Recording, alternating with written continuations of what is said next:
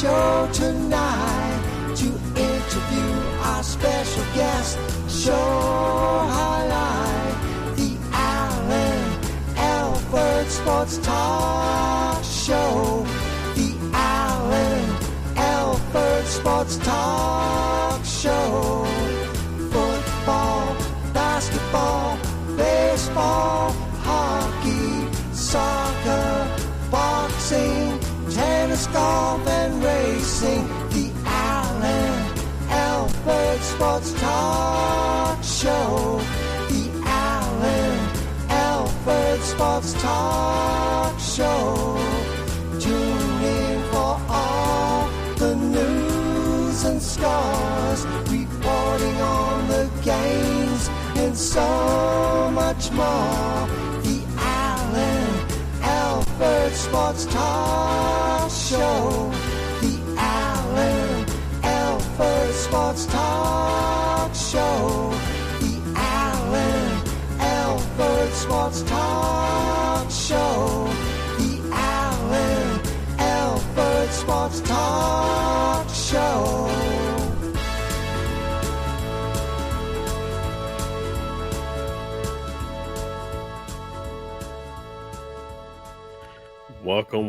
Welcome, everybody, to another great episode, wonderful episode of the Alford Sports Talk Show. I'm Alan, and we are going to have a wonderful Friday night show for you. Really appreciate you joining us here tonight. We make sure that we don't replay that song again, so definitely appreciate you joining us here on the Alford Sports Talk Show. I'm Alan, and it's going to be a wonderful Friday night. And one thing, really appreciate you, Quasar Raza, all the way from Pakistan. Thank you so much. Really appreciate that. And we're starting the show a bit on a somber note.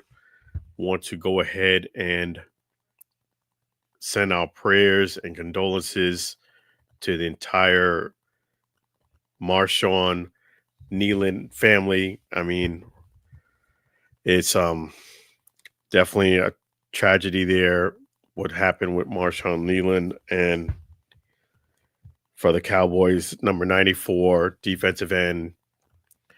And it's really sad because it's one of those things, if you haven't seen the details there, this was basically one of the worst things you want to hear about somebody. One of the worst, actually, unfortunately, I've heard even worse, but one of the worst ways that you can end a life is by taking your own. And unfortunately, that's the case with Marshawn Kneeland.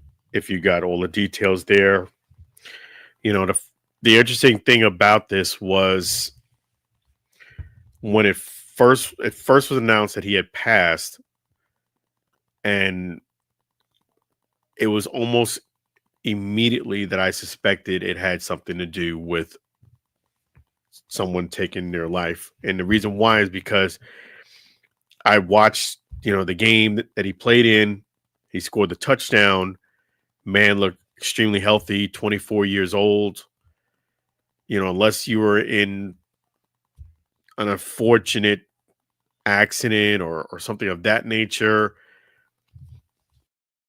it kind of came upon my spirit just from experience that unfortunately this probably was something of that nature, a mental health issue, and unfortunately taking their own life. It pretty much, I had that vibe and feeling just from initially, right off the bat. It's not like I said, oh, this is what happened, but something in my spirit told me this is probably what the root of this is.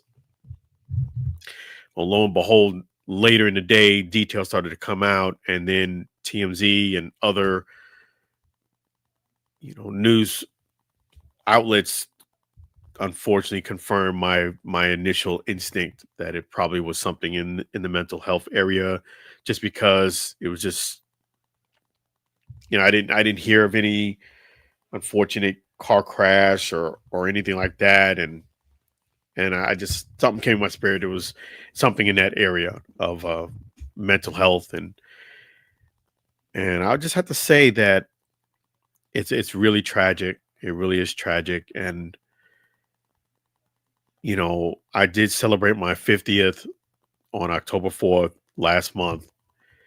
And when I posted up on the post, I did say, I lived 5 decades of life. I'm really grateful, appreciative of the fact that the Lord and Lord and Savior, the God, has brought me to 50.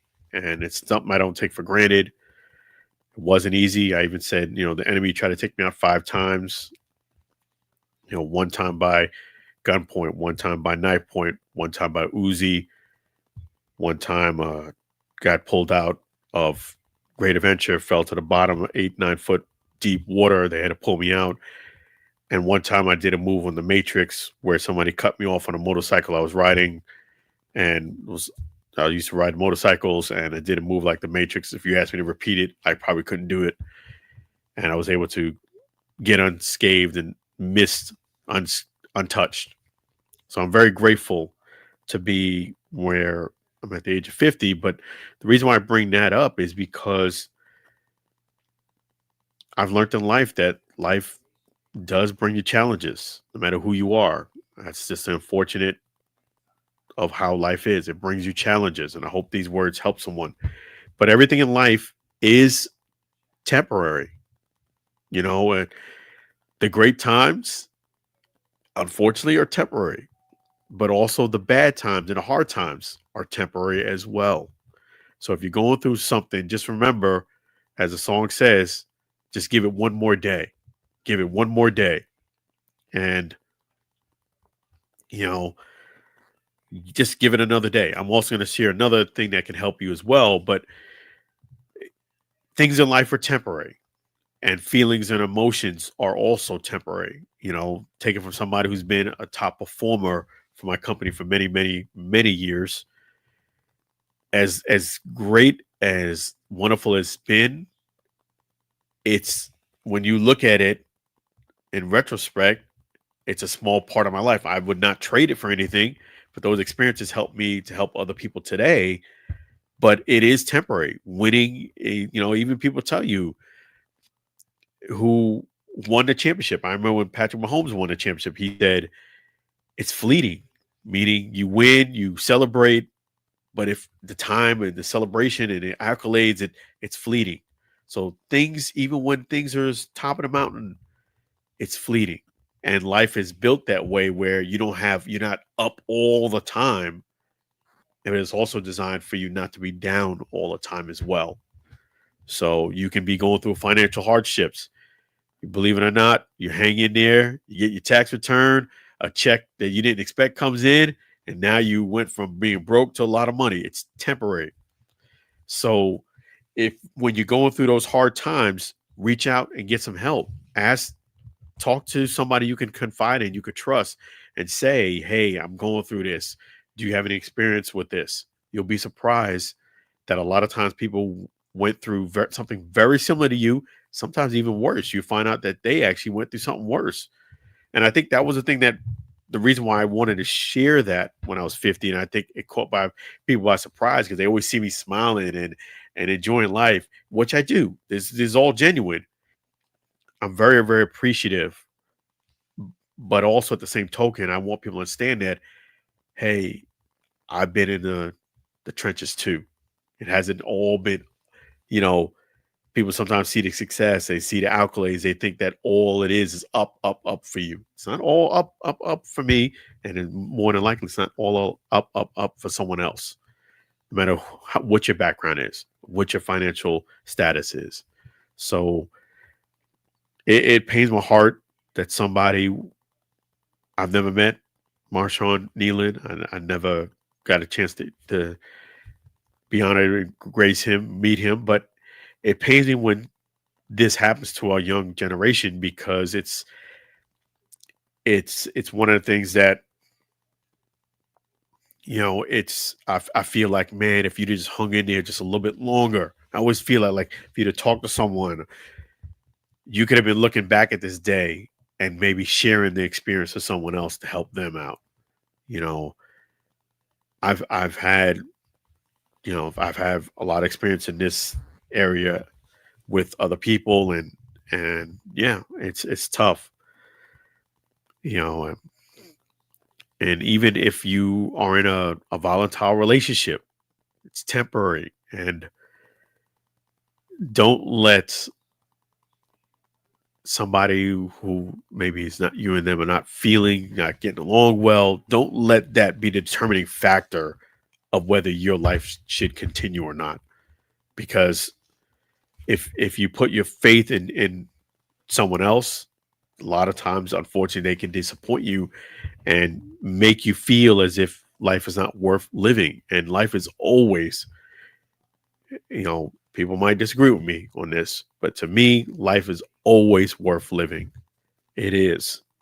It is a blessing, and something that you should be grateful for. As Pitbull said, every day above ground is a great day. Remember that. And I agree with that. I wholeheartedly agree with that. Winning is temporary. Losing is also temporary. Just hang in there. Just hang in there. You know, it, I know it can get tough out there, but you know what? You can make it. And the reason, another thing that pained me is because he is second year in the NFL, meaning I know how difficult it is to make it to the NFL. I know how hard and difficult it is to make it. And it's just as difficult to and make it, and difficult and challenging it is to make it. It's difficult and challenging to stay in the NFL. But in the second year, he was doing great. You know that the money was there, meaning he was already getting the fruits of his labor and much more of that to come. So you feel bad because, hey, he was winning. He was winning. So, it's definitely a very, very sad situation. My prayers, condolences go out to the family and the friends, Marshawn Kneeland. I would advise people and challenge people to be easy a little bit on the comments. They just saying, hey, he took the easy way out. It's weak-minded. People respond to things differently. And I've learned that also in life, that a challenge to me is maybe just a molehill. To someone else, is a mountain, two mountains stacked on top of each other. Everybody looks at things differently, and they view things differently, and their backgrounds are different. The way they respond to things are different. So you have to be mindful of that as well. And also, you have to be mindful of that at the end of the day, we all make decisions. I was even telling my son the other day that people do things for a reason. People do things for a reason. You may not agree with their reason. You might wholeheartedly disagree with their reason. You might agree. You might adamantly disagree. But people do things for a reason.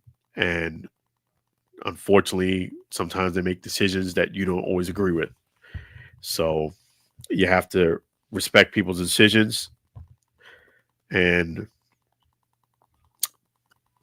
this is a lesson to, hey, pick up somebody, support somebody. You see somebody quiet and distant, try to reel them in, see what's going on. Yeah, this is we need to treat each other a lot better. And definitely many prayers to the Cowboy organization, the family and friends of Marshawn Kneeland from the Cowboys. I hate to kind of start the show with a gloom type feeling, but I feel like it's necessary, and I feel like this talk can possibly help somebody else. And hey, if you feel like you need that support, that help, reach out to me. Reach out to me. We're more than willing to help. I'd rather definitely be the person to help you get through those tough times. I've been through a lot. Don't be afraid to share. Don't be afraid to, you'll be surprised, So yeah, definitely prayers and condolences. And in fact, I'm gonna have a moment of silence for Marshawn in just a minute. I'm just gonna share something real quick that might help you out. This might help you out. I'm just gonna pull us up here, and Let me just see here. Okay, and yes.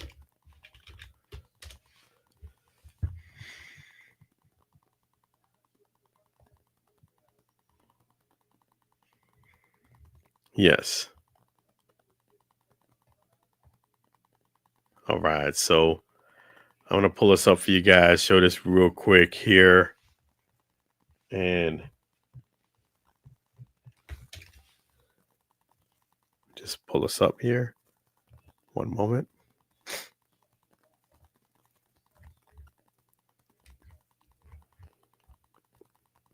Give me one moment here, guys.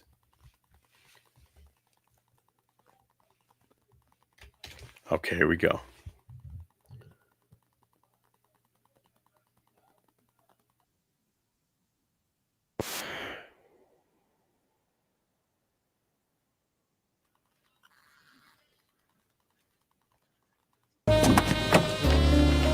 Take your time. Watch those marshmallows. Ease on him. I won't bite. Unless you ask me to.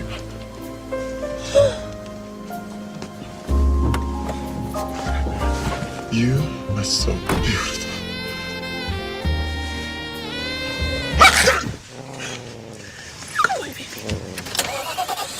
Hey, how about we listen to a little bit of music?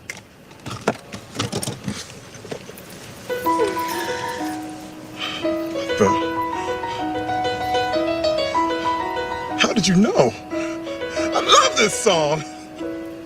Making my way downtown, walking fast, faces past and I'm homebound. And I need you, and I miss you. And now I wonder if I could fall into the sky. Do you think time went past me by? 'Cause you know I'd walk 1,000 miles if I could just see you tonight.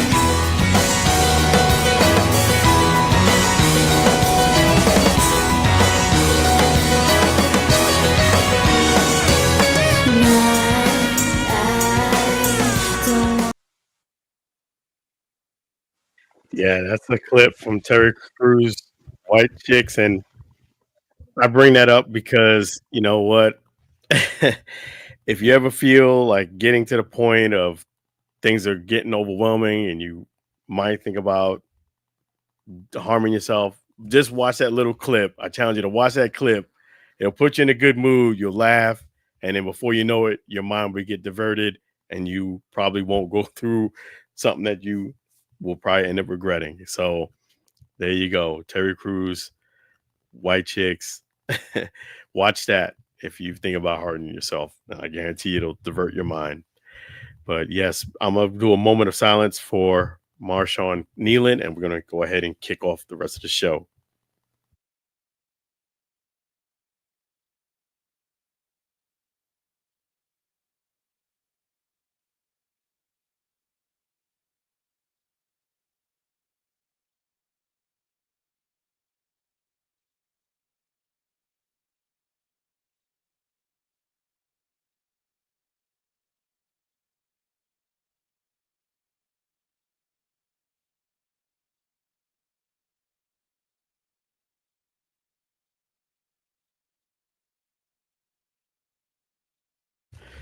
Moment of silence there from Marshawn Kneeland. All right, so we're going to switch gears here and talk about Major League Baseball. We're going to talk about the World Series. You know, it was. Let me just give you my take on the World Series. Let me pull this right up here. MLB News. Okay. First and foremost, man, that Dodgers and Blue Jays series was one of the best World Series I have ever seen. It was one of the best World Series I have ever seen, and I've seen a lot. It was just highly competitive. It was a flat out dogfight, highly competitive, heavyweight fight. going into extra innings. They win one, they lose one. It was just a tug of war. It was very entertaining. It really was. And I'm not a fan of really either team. I'm not. And it just captivated me how great the baseball was, and pitching, defense, hitting. It was outstanding. So I applaud both teams for a very, very entertaining World Series. I really do. Having said that, I did say in the beginning of the year that I predicted the Dodgers to win the World Series. I said it, and I said I was going to keep that prediction pretty much the entire year. Now, when we got to the World Series and the Blue Jays started doing their thing, I did say the last two games with them being up 3-2 that the Blue Jays, I felt, were going to close out the series. I did say that here on the show, that I felt that they were going to do enough to close out the series. Well, that didn't end up being the case. The Dodgers ended up winning the World Series. Now, I did feel as if the Blue Jays, as great as they played and as awesome as they played, they did show a little bit of their playoff inexperience against the Dodgers. It did show. The Dodgers, as bad as things got for them and as challenges things got, they never kind of wavered from their play, from their discipline. They never wavered from their fundamentals. They never wavered from what they needed to do to win games. Whether they won them or not, those things stayed consistent and constant. Unfortunately for the Blue Jays, their inexperience did show a little bit in games 6 and 7. It did show. And it was primarily on the base pads. Okay. You cannot get doubled up in this game.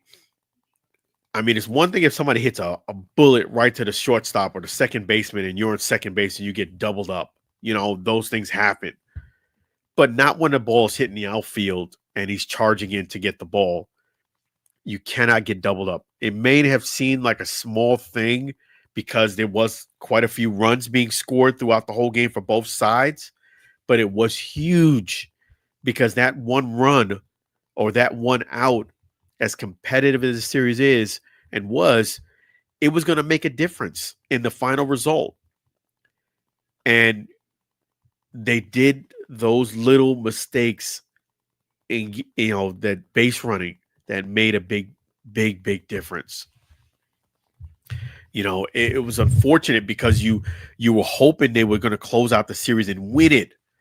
But the Dodgers were so competitive that it made the difference, and I was hoping that the Blue Jays was going to turn it out and win, and I felt as if they deserved to win the series. Reason why? Because they were the underdog in this series, and they crawled and fought, a team that was much better than them, a team that really should have won the series, maybe I'd say 4-2 at least. They didn't. And they fought hard, and they really put themselves in a position to win a World Series, but they didn't close the door, so to speak. And that was their detriment. Another thing is they couldn't get that one hit when they needed it, when bases were loaded, men was scoring position. They left a lot of men on base. But Bo Bichette in Game 7, I know he hit the home run, that 3-run home run, the next time he came up at bat. But, man, that was a mistake. You're on second base. You had a great lead. You stop at third base when the ball was hitting the outfield. You have to let the man throw you out. You have to make him throw you out in that place. The correct play to that is to keep running. I know you were hobbling a bit, but you had the hand protection, so you were staying in the game. You have to run and score. You cannot go base to base to base. And I know it seemed like a small thing, but I knew, I was even watching my son, that's going to be a mistake that's going to end up hurting, because that's how competitive these games are. it's going to come down to a player two or a non-player two. Bo Bichette needed to score. He had to force them to throw him out. Period. You had to force them to throw you out, which I don't think they would have thrown you out, quite frankly, if you'd have kept running. But you have to force them to throw you out. Even if it was going to be a play at the plate, you have to force them to throw you out. That's the correct play. It's like this. When you make the correct play, it'll sometimes work itself out for your favor, and sometimes it won't, but you're still making the correct play. The incorrect play was stopping at third base. Yes, I know he hit the 3-1 home run the next time he came at bat, and that kind of bought him some leeway a little bit. But to me, it still was a mistake on his part, because that one run would have been the one run that won you the World Series. And you had to know going into at least game 7, late in the series, it was going to come down to one play or two. Hey, if you're on second base and the ball's hitting the outfield and it is a base hit, you got to force the guy to throw you out at the plate. You have to force it. He's got you know what I mean? There's no other play. And yeah, the next guy could hit a home run or get a base hit and you could come home, but the opportunity is missed. I said it before and I'll say it again. And I give this credit. I'll quote the person. Look, if you had one shot or one opportunity to seize everything you ever wanted in one moment, would you capture it or just let it slip? And that's what the Blue Jays did. They let an opportunity to go ahead and win this World Series. They let it slip. You know, that's how I look at this series. That as great as it is, as magnificent it was, the Blue Jays were on the cusp of winning it, but they showed their playoff inexperience in very subtle ways, is how I would explain it. They showed their playoff inexperience in very discreet, subtle ways that somebody who is maybe not as versed in the World Series and postseason may have missed. But to me, somebody who knows, played baseball, knows that they made some mistakes. And as maybe not as, ignorance as you letting a ball go past you and it goes all the way to the fence and the guy gets inside a Parker or a triple, something as obvious as that. But the base running made a huge difference. And the inability to get men home on scoring position in games 6 and 7 really hurt the Jays. Pitching, defense, timely hitting. David Justice said it right. That's what you need. Pitching, defense, timely hitting. And another thing you could even add in there, I know it will take off the triangle, is effective base running. You getting picked off and not taking that extra base. You have to make him throw you out at the plate. And you cannot, absolutely positively cannot get picked off, doubled up on a ball that's hit in the outfield. If a bullet is hit to the shortstop or second baseman, you get double up. First baseman, he catches it, tags you out. Those things happen. That's understandable. But not when you could see the play and not when the ball's hitting the outfield. So big props to the Jays. Vladdy was outstanding. He was a monster. Yamamoto deservingly got the World Series MVP. I felt as if on the pitching front, Shohei Ohtani wasn't the greatest. I definitely do think he did bring the bat, but even that wasn't as great as we used to seeing from him. I think he got a bit tired in this series. But the Jays missed an opportunity. And as far as Don Mattingly's been in this game 40 years. And he knows after that crushing loss, for the Jays to come back and play the Dodgers again is highly unlikely. Highly unlikely for the Jays. Let me talk about the Dodgers. I think the Dodgers will three-peat in 2026. I believe the Dodgers will three-peat in 2026. I predict them the beginning of this year to win it. this year, and they did. And, I did change my pick in the World Series because I felt the Jays had it, and they should have had it, but they let it slip. Having said that, yes, the Dodgers are going to three-peat in 2026. No doubt about it. Because, look, they're going to have Shohei Ohtani come back. They're going to have Betts come back. Another thing is this. Betts had a poor year. But at the same token, he came through clutch when they needed it. That's hit. He was cold as ice, but when they needed it towards the end of the series, he showed up. And I even said that on the show that the biggest equation to the Dodgers was going to be Mookie Betts breaking out of his slide. And he did. He did, just like I thought. You can keep a great player down for some time, but don't bank on keeping him down forever. And I knew that at some point he was going to get something, and he did. Yeah, the playoff pedigree, the great players they have. I know Clayton Kershaw, he's, going to be going to the Hall of Fame. He's not coming back. But I do think they can replace Clayton. Not to diss him, but I think this version of Clayton, didn't pitch as long. He wasn't quite as the player that we used to seeing. Still outstanding, but just a notch or two off because of, the age and the wear and tear. They're going to get another player, knowing the Dodgers. They have money to fill in that void, and they're going to add another piece or two. So to an already stacked team, I see the Dodgers. I know Magic Johnson wants to get that three-peat. They're going to three-peat in 2026, me and the Dodgers. And I do not think that the Blue Jays will make it this far next year. I just don't see it. Yes, good morning to you as well, too. Awesome. All the way in Pakistan. Really appreciate you. Quasar Raza. That's the man. That's awesome. It's always great to have friends in, different places there. Really appreciate you. Oh, yes, John Rieger. Hope to see you at the upcoming Florida Sports Hall of Fame enshrinement, November 18th and 19th at Lecom Park and the Bradenton Area Convention Center. That's an honor to be there. I will be there. It's fantastic that you guys are checking up on me. I'm really, really honored to cover the Florida Sports Hall of Fame. You guys are magnificent.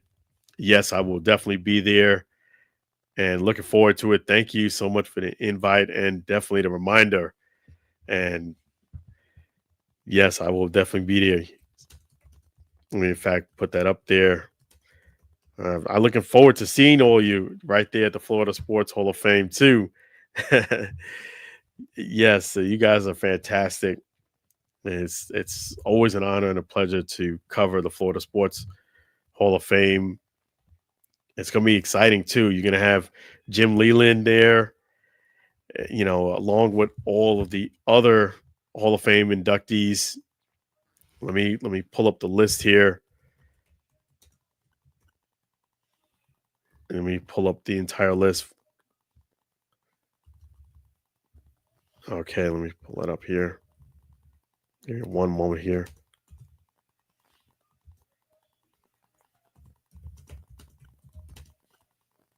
Here we go.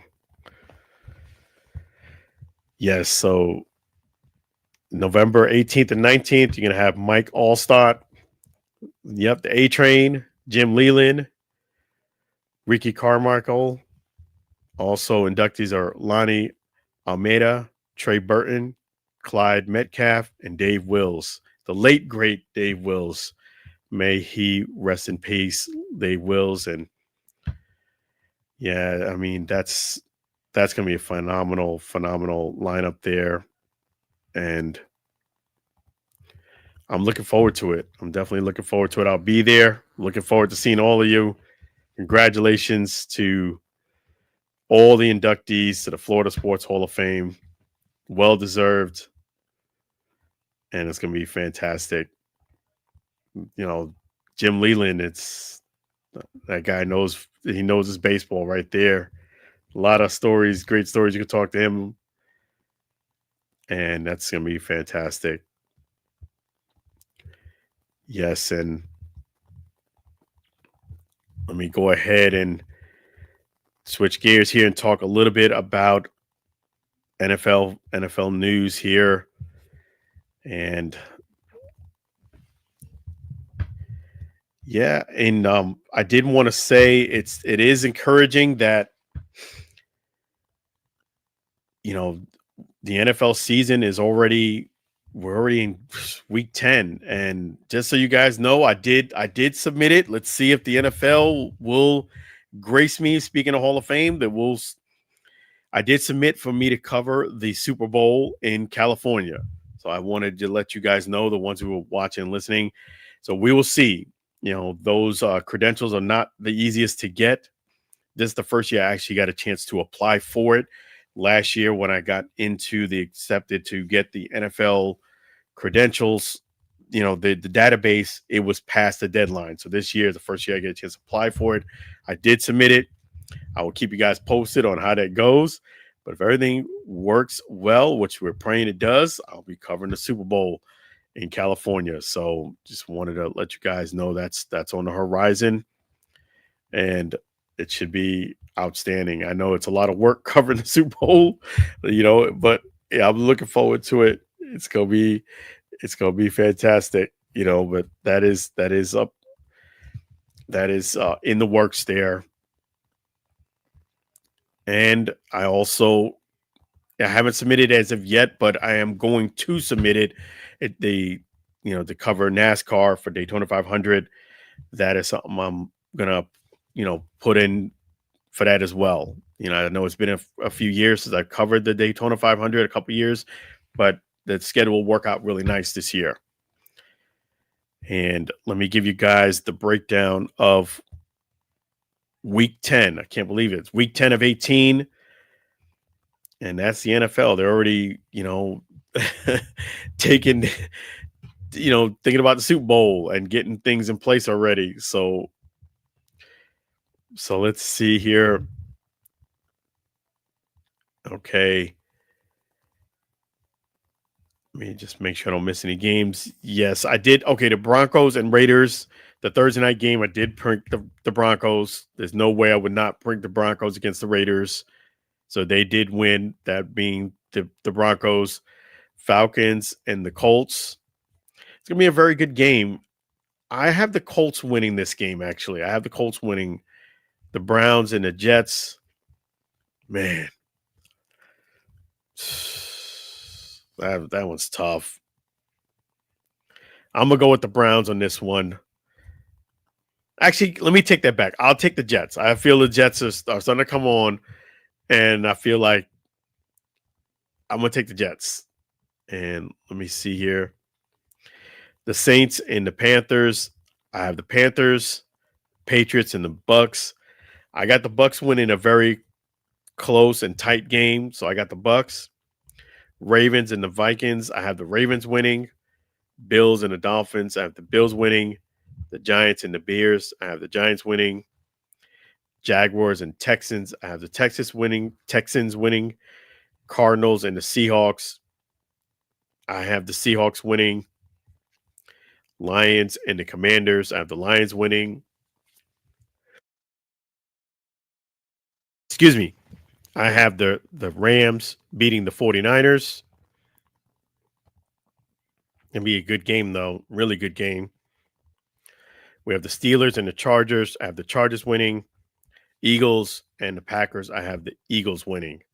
So it should be a great, great weekend of football. Let me just make sure that I got all of your questions there answered. Let me just double check here.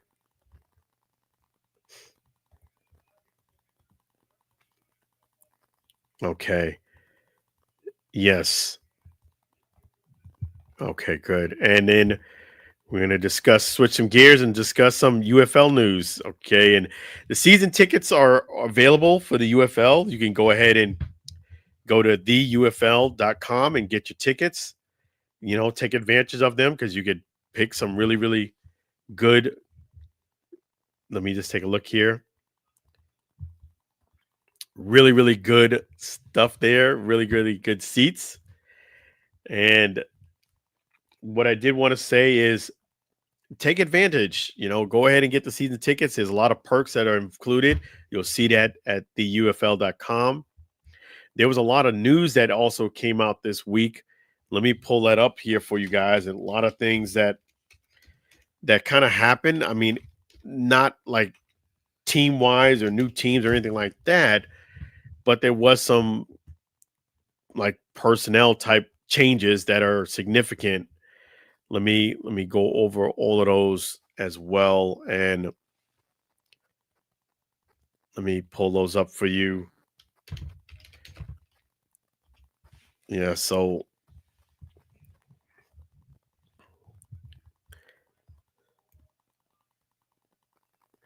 okay, the UFL is moving towards what will be a centralized scouting personnel model. Doug Whaley, who I've had the honor of interviewing, and Russ Giglio will lead the charge in personnel and administration. The UFL also has parted ways with all 8 of their general managers per league sources. So that's part of the cost-cutting thing. This is not a cost-cutting move. Instead, it's a first step towards building out the league's new personnel structure, which is currently being developed. I don't see how that's not a cost-cutting move. You saved 8 jobs, by getting rid of the GMs. So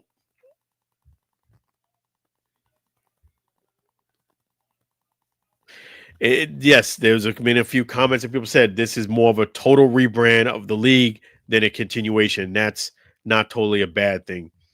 Yeah, it has been. It definitely has been a feel like this is a total rebrand, meaning there is no XFL, USFL league. All of the GMs are out. All of the teams are going to get new uniforms, and I'm not sure if the Stein's going to get a new name, but a lot of them are going to get new names. Let me just see here.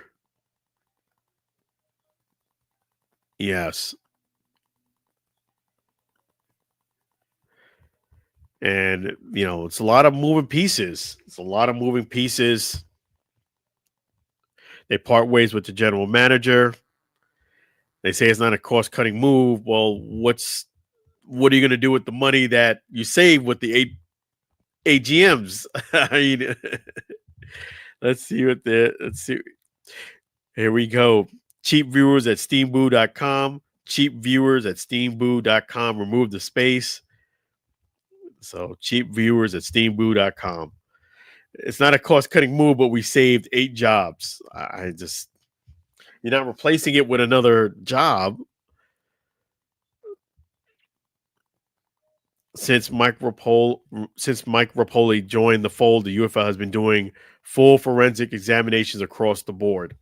This includes football operations. Pro Football Newsroom has learned that as of this week, the UFL has parted ways with all 8 of their general managers. Okay, instead of the league has a shifted direction, the UFL is adopting a new personnel structure in football operations, which eliminate the need for each team to have their own general managers. To be clear, this is not a cost-cutting move by the league, nor is it something that should concern fans about the UFL future stability.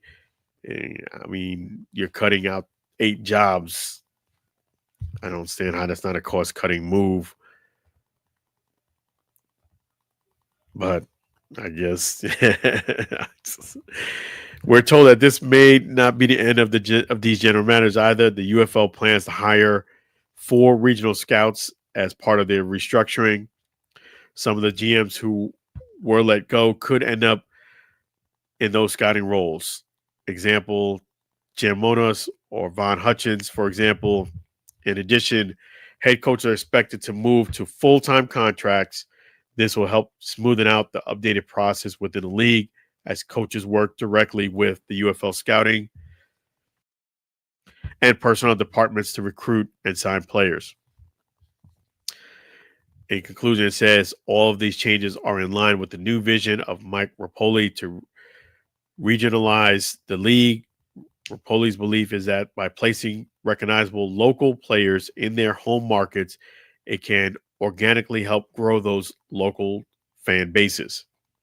This regionalization aspect is still in development and expected to take a while longer to full flesh out. As for players currently under contract, their futures with their respective teams remains to be seen. Okay, that is new. What I mean by that is they were saying that if you were on a team that got let go, you were going to be shifted to one of the newer teams. Well, it's saying here it remains to be seen. Yes. What are your thoughts? So it's a lot of moves and a lot of changes. You know, it's a you know, it's kind of those things where you have to kind of see how this plays itself out because it is a lot of moves. It is a lot of changes. It is a lot of moving pieces. I'm more than anything, I'm curious to see how the fan response will be when games 1, 2, and 3 and 4. I say by game 4, you'll know. That's the key. How the fan will respond. Will they come out in those new markets to support? Will the people that had teams that really didn't change much, the DC Defenders, will they? I think the DC Defenders will. Their crowd will still come out. I think the Stallions will be a mix, and we'll see how it does in the new markets. But yeah, it should stay tuned. Let me just give you guys. Let me. What do you guys think?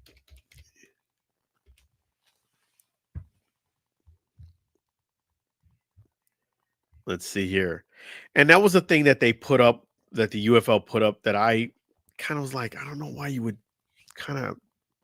It's good that they posted it, but at the same token, I don't know if I would have posted it that way because what I'm talking about, they posted up about some of the NFL players that made it, and it highlighted the kickers that made it, and it only highlighted them. There is a couple of positional players that not, I would say, like wide receiver, running back, quarterback, but you do have, we have defensive linemen who made it, and you have a couple, but it the way that they posted it up on social media, it made it feel and look as if you're a kicker or punter, you need to be in the UFL, which is good, but it also kind of made it sound like and appear like that's going to be really the only path to the NFL is if you're kicking or punting in the UFL. It gave that feeling like this is great that these guys made it, but none of those guys played wide receiver, running back, quarterback, tight end, those type of positions. So, yes.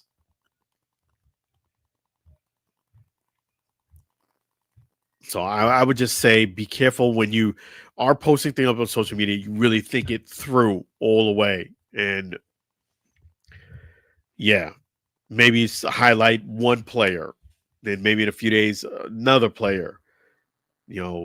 Aubrey 1 week, Jake Bates the next.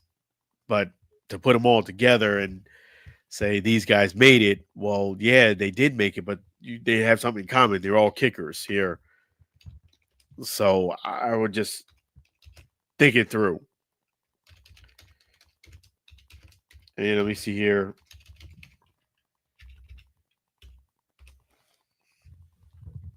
Yes, Jalen Redmond plays for the Vikings. Let me just take a look here. Defensive lineman.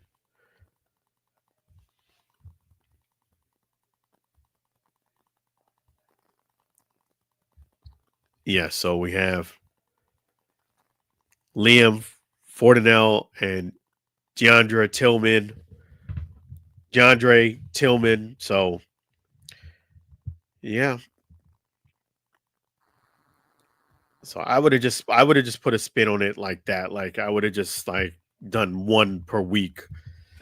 And that's what I would have done, because it came across the way it looked as if, you got to be a kicker and that's about it. And I don't think you want to kind of send just that message, especially when guys are trying to make the league, or at least have that feeling. But yes, so definitely, I will definitely be there to the Football Sports Hall of Fame. I'm looking forward to that. Definitely with Quasar Raza, Pakistan, gonna definitely get that all squared away for you as well. And let me go ahead and make sure that I thank a few people here. Props to my man, Sam Scola Songs. Thank you, Sam Scola Songs, and his wife, Mary, all the way from Maine. Sam Scola Songs, he does all the music here on the Allen Alford Sports Talk Show. Really appreciate you, Sam Scola Songs. Sam Scola Songs are available on YouTube and Spotify. Make sure you guys check them out there. Check those songs out. And guess what? Here in the Allen Alford Sports Talk Show, we have a way that you can actually connect and talk to Sam Scola Songs. That's right. There's his email, singalongwithsam@gmail.com. Singalongwithsam@gmail.com. Now, this email is for deals only. Deals only, no spam.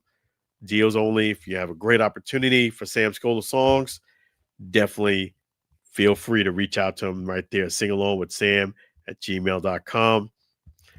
Definitely should be awesome. So there you go. That's fantastic. Really appreciate you, Sam Scola Songs. And really appreciate you guys too. I will be there on Assist Sports covering the Bucks game. And you could go to, let me give you that website too.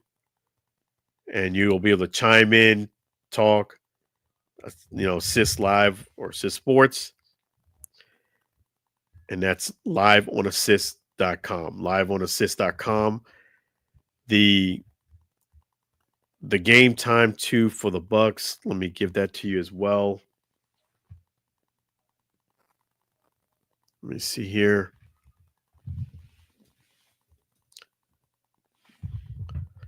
Okay, so yes, it's Sunday at 1 o'clock. 1 o'clock game. That's when you will see me again on the live. I'll be calling the game. Really appreciate that opportunity. It was a little weird this week because they had the bye week, so I had gotten some rest. But I'll be back. I will be back. So I always appreciate you guys chiming in.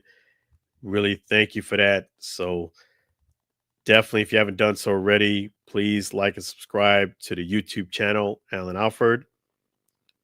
Right there, Allen Alford. You can always see the website at allenalfordsportstalkshow.com. And also, let me make sure that we have this here. Facebook at Allen Alford Sports Talk Show. Instagram at Allen Alford. And X Allen Alford there. So appreciate you guys. Thank you all for your chat messages. And thank you again for watching another great episode of the Allen Alford Sports Talk Show. I will make sure, call that game 1 o'clock for the Bucks. Stay tuned, stay connected. A lot more to come here on the Allen Alford Sports Talk Show. And I'll be back Friday night, 8:30 p.m. CST, 9:30 p.m. EST. Really appreciate all of you. Have a blessed weekend. Be safe, be well. Take care of yourself. And always make the world a better place.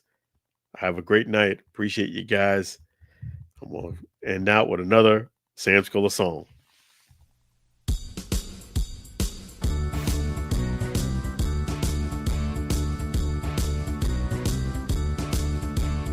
It's the end of the show.